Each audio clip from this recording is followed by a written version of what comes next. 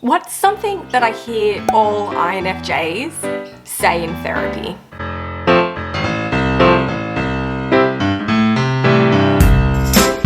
Hey there, I'm Sam and I'm an online counsellor for INFJs who have their own business or have the heart's desire to start their own business. I've just finished a super busy week full of appointments and I want to share with you something that came up in literally every conversation that I had with an INFJ. And that is how weird it feels to talk about yourself for an entire hour and to actually feel heard without being interrupted and without needing to explain your thoughts processes. So I just want to kind of talk about this and what a common theme is that I find for an INFJ in therapy. And that is generally in an INFJ's personal life, they are the person that their friends turn to. So a lot of INFJs will often have quite a lot of friends that open up and share their burdens to them, but an INFJ will often keep themselves with a bit of a barrier around them, and they won't necessarily share what's happening in their heart to their friends. They're used to being the person at a party, at a social gathering, having coffee with somebody where they are the listening ear, where they're playing the role of a counsellor.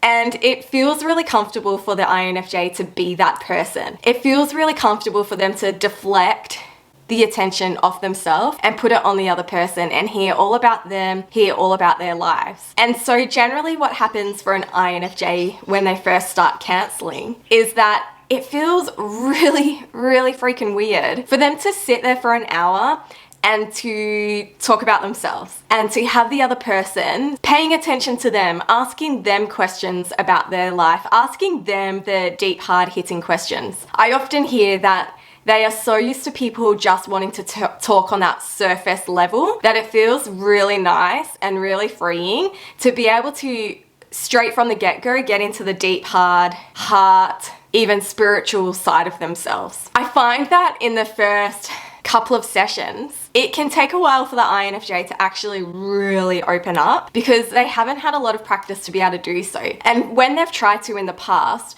what happens is they're trying to explain their thought process on something, and the other person, whether it's generally a well-meaning friend, will interrupt halfway through them making the point and not hearing exactly what the INFJ is trying to say or exactly how the INFJ got from point A to point B, because the INFJ's thought system or thought life is so complex and so different and so out of the box compared to some other personality types.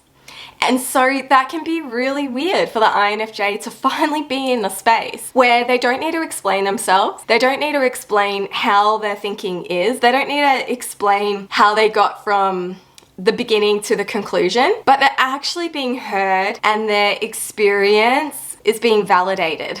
And that is so powerful for the INFJ. What I find interesting is the INFJ has such a strong intuitive sense about themselves. They have such a strong self-awareness that often all they need to do is talk.